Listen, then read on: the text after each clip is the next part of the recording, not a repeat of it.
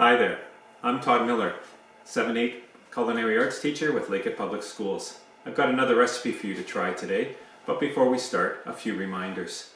First off, if you're unsure about any of the equipment that you're going to be using, make sure you ask someone that has some more kitchen experience, especially when you're working around the stove, oven, and even the microwave. Make sure you understand how they work, and always have a pair of oven mitts handy, even for the microwave. Some of the equipment gets hot in there. If the recipe calls for the use of a knife, make sure that you're really comfortable using a sharp knife like this. Again, ask somebody that has some experience and practice first before using it for your recipe.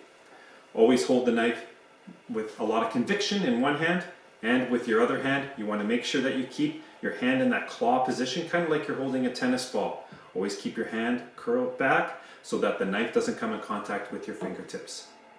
Before you start the recipe, make sure you watch the entire video, read the recipe entirely through, make sure you understand everything, and of course, get all of your equipment and your ingredients out first. It makes the recipe go a lot more smoothly. And finally, don't forget, you made the mess, you're in charge of cleaning up. Don't leave a dirty kitchen for someone else. So have a great time cooking. Today we're going to take a look at pancakes. Now in Thunder Bay, we're lucky. We have a couple of options when it comes to pancakes. In many parts of Canada and the United States, pancakes are just fluffy. They're often called flapjacks or hotcakes. In Europe, in Quebec, they're called crepes or blini, and they're very, very thin. And in Thunder Bay, especially because of our large Finnish population, we've got the best of both worlds. We both have our fluffy pancakes, and we have our thin or Finnish pancakes. And we're going to try to make both today. At home, I normally would suggest just make one. I'll do both at the same time here today, but I would just stick to doing one at a time at home. So we're going to make the batters first for each of our pancakes. We're going to start off with the batter for our fluffy pancakes. So our fluffy pancakes, we actually need 2 bowls, just like if we were making some baking like muffins or cake or cookies or something like that. So we'll start off with our bowl with our flour, and we're going to have 1.5 cups of flour. So I overfill my flour, scrape off the excess. There's 1 cup, and then we also need 1/2 of a cup. There we go. And to that, we want our fluffy pancakes to rise. That's what makes them fluffy. So we do need some baking powder. And we're going to use quite a bit of baking powder. We're going to use 1 tablespoon of baking powder. And then just a little bit of salt. Bring out the flavor of all the other ingredients. A little 1/4 teaspoon of salt. Now those are our dry ingredients. Just use a whisk. Whisk that together. And then we'll put that aside for a moment. For our wet ingredients, we need some eggs. We're going to use 2 eggs. With our eggs, using your thumb, pull apart. Not in with your thumbs. If you go in with your thumbs, you're going to end up with a whole bunch of eggshell in your batter. And I'm just going to use a spatula just to break up the eggs a little bit, like that. This pancake recipe, we're going to add some fat or some butter to it, but the butter has already been melted and cooled. So I've got some butter here that I melted before and cooled it off. Cooled it so much it was almost starting to harden again, but it's still soft enough that we can use. Mix that in as well. We're going to add a little bit of sugar to this, just 1 teaspoon of sugar. Get lots of our sugar from our syrup, of course, so we only need a little bit. And then finally, we're going to add some milk. Now we added 1.5 cups of flour, so we're going to add 1.5 cups of milk. Our flour to milk ratio is the same. So I measure up to 1 cup first, add that in, and then another 1/2 cup as well. And then we're going to just put this batter together.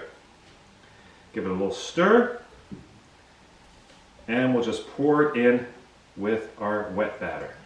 Now at this point, you could use your whisk again to mix it together, which is what we'll use right now. You could use your spatula as well. You can even use a hand mixer like this. You could do this in a stand mixer. And the nice thing about this batter is if it's got a couple little lumps in it, that's okay. You want to get it fairly smooth, but it doesn't have to be perfectly smooth. And in fact, some cooks say that there should be some lumps in it still to make for a better pancake. Once you've made it, it's great if you can leave this batter for about 30 minutes or so before you use it. You can even make it the night before, keep it in the fridge, and then you've got your batter ready to go the next day. So there is the batter for our fluffy pancakes. For now, I'm going to pour this into a bowl just to get it out of the way. So then we can take a look at our other batter for our thin pancakes. And we're going to see a couple of differences between these two batters, which is going to make a big difference to when we're cooking. All right, so for our other batter, remember, don't make both at home at the same time. This is exhausting, but it works for what we're doing right now. We're going to start off with our eggs first, and we're going to do everything right in one bowl. And I love using this large mixing bowl for this one because I can use it to pour the batter right into the pan after. 2 eggs. And for this one, I am going to use a hand mixer, an old-fashioned hand mixer here, because I do want a nice and smooth batter. And to that, we're going to add 2 cups of milk. So we already see that there's more milk in this batter than there is in the other batter. 1 cup in, and we should just have enough for a second cup. Perfect. 2 cups of milk. Give that a little mix up again. And then we need some sugar. A little bit more sugar in this one. Last one was 1 teaspoon. This one has 2 tablespoons. A little bit sweeter. Get that in there. And we're also going to put a little bit of salt too again. 1/4 teaspoon of salt, same as we did for the other one. Mix that up together as well. Now the flavor from the thin pancakes, we have some vanilla as well, which we didn't have in our other batter. So we'll put that in, 1 teaspoon of vanilla. And in this recipe, we're not putting in any baking powder. These pancakes do not rise at all, so we don't need the rising action that comes from that baking powder. And now we're going to add some flour. In the last recipe, we added the same amount of flour as milk. We want this batter to be runnier, to be not quite as thick, so we're adding less flour. We're going to start off with 1 1/4 cups of flour for this one. Sometimes you end up adding a little bit more depending on the batter, but I think we'll be okay. I'm going to add about half of the cup first. Give it a little mix up. And again, you can use a whisk for this. If you have a hand mixer at home or a stand mixer, you can use those as well too. This batter we want to be nice and smooth. We don't want any lumps in it. Give it another little turn here. So that's my 1 cup of flour. And then I'm going to add my 1/4 cup of flour. So a much, much runnier batter, which is what we want because we want these pancakes to spread out and to be nice and thin. Thin and thin. So once this is all mixed up, we'll get ready to make our 2 pancakes. Again, just like the other, you can make this the night before. In fact, some people say it's better to make the batter for thin pancakes the night before. Let it sit in the fridge overnight, and the next morning all you have to do is give it a little whisk up, and it's ready to go. There we go. So I'll put that down, and we can see this is a very runny batter compared to our other batter, which is much thicker. So now we have to warm up our pans. Don't want to put the batter in until the pans are warmed up. So we're going to warm up the pans and then we'll get set to make our pancakes. So my pans have heated up, I've tidied up a little bit, and I'm all ready to cook. Now I'm going to use 2 different pans here. I suggest using one of these kind. Don't use a regular fry pan. You either want to look at using a non-stick pan or a cast iron pan. Those will allow the pancakes to cook properly but not stick to the bottom. So I've got my batters ready. Now remember again, I would never make both of these at the same time. Just doing this as a demonstration, I would either make the fluffy or make the thin pancakes. So we'll start off with checking the pans first. Want to make sure that they're hot enough. So we just throw a few drops of water on there, and the little bits of water should dance around and evaporate very quickly. So they're both ready. Now, this is kind of an art form. You have to know your stove, you have to get to know your fry pans. I have my fry pan for my fluffy pancakes at about medium, and I have my fry pan for my thin pancake at about medium high, a little bit higher than that, and that's just because they cook differently. So let's start off with our fluffy pancake.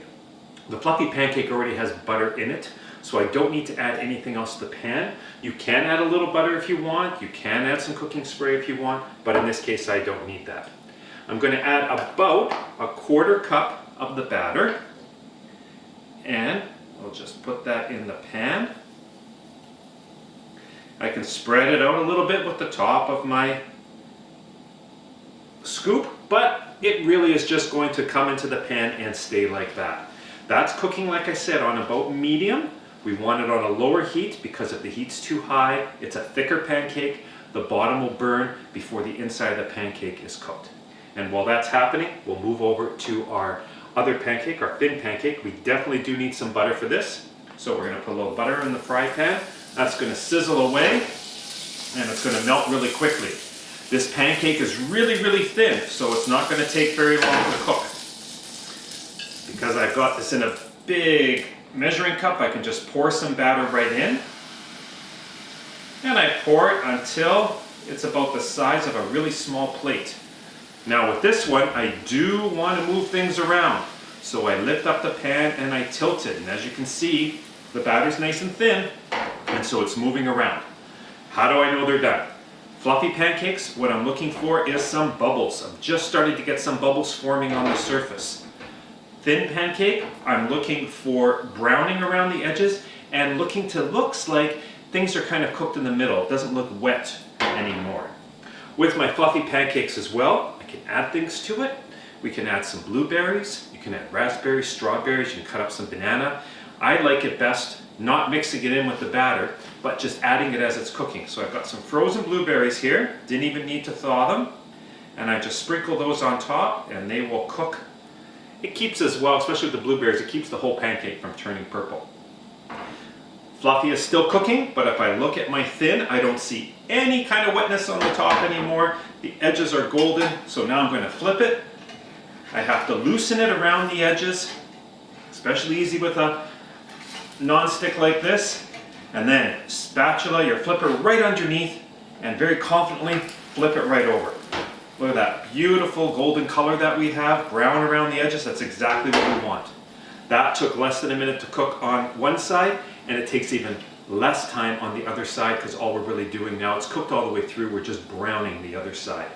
My fluffy pancake here, it's taken a little bit longer, so I'm going to turn up the heat just a little bit. Like I said, you have to kind of play with the heat, get used to your stove, and let's get that cooking a bit more. My thin pancake, I think it's already done. Take a look at the other side. Yeah, I got some nice brown on the other side.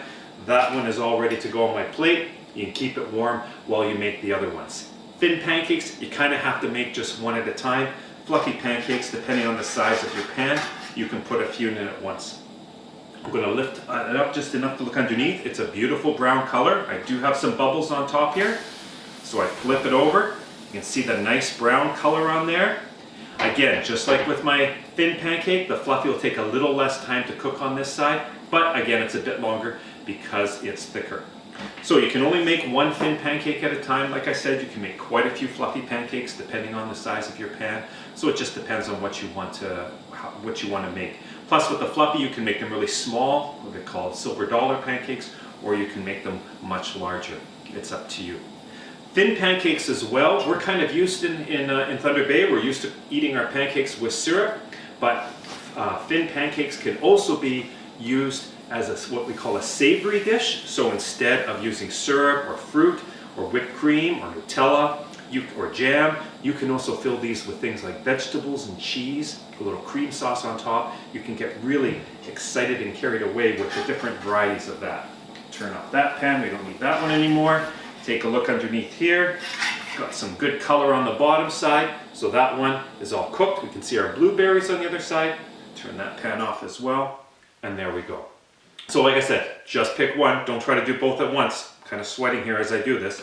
But you can make thin pancakes at home. You can make fluffy pancakes. They're both delicious. They're fantastic for breakfast. Don't forget to clean up as you go along, and when you're done, you'll enjoy breakfast a lot more that way. So enjoy making pancakes and happy cooking.